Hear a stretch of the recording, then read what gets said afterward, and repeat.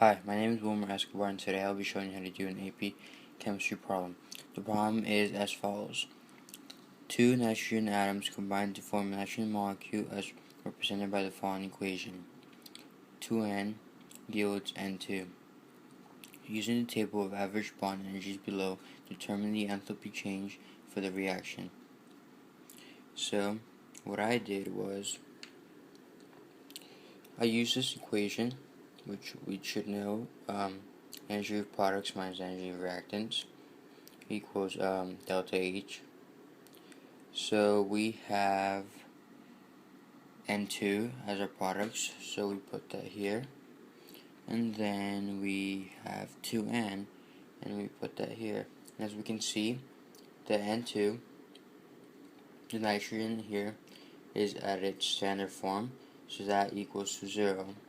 And here we have two nitrogen molecules, and in order to be able to get a full octet, they need 3 more electrons each of them, so they will form a triple bond, which is 950 kilojoules.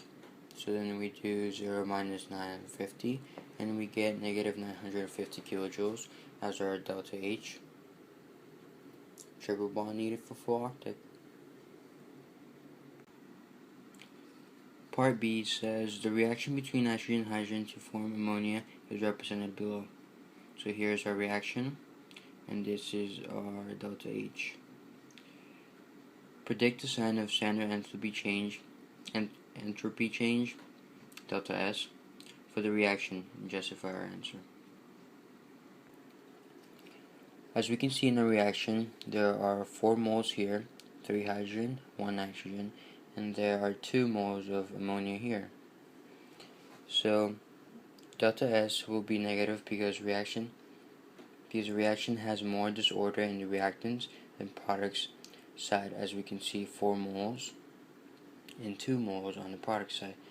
More disorder, less disorder. The thermodynamic properties state that less disorder equals negative delta S, so the sign for delta S will be negative. Part C of our problem says the value of delta G for the reaction represented in Part B is negative at low temperatures but positive at high temperatures. Explain. So what I did is I used this equation, delta G equals delta H minus temperature times delta S, and at low temperatures delta S and delta H are usually negative, causing delta G to be negative, and at high temperatures delta S and delta H are usually positive, causing delta G to be positive. So this explains why the value of G for the reaction represented in Part B is negative at low temperatures and positive at high temperatures.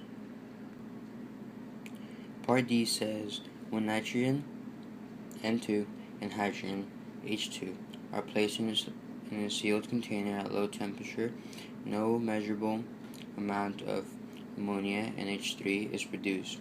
Explain. So we should know that temperature is a measurement of kinetic energy.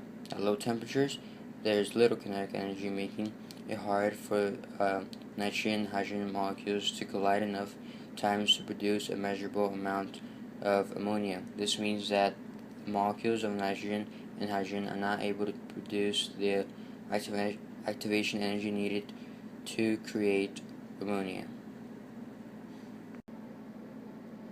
This is the end of our chemistry problem. Thank you for watching.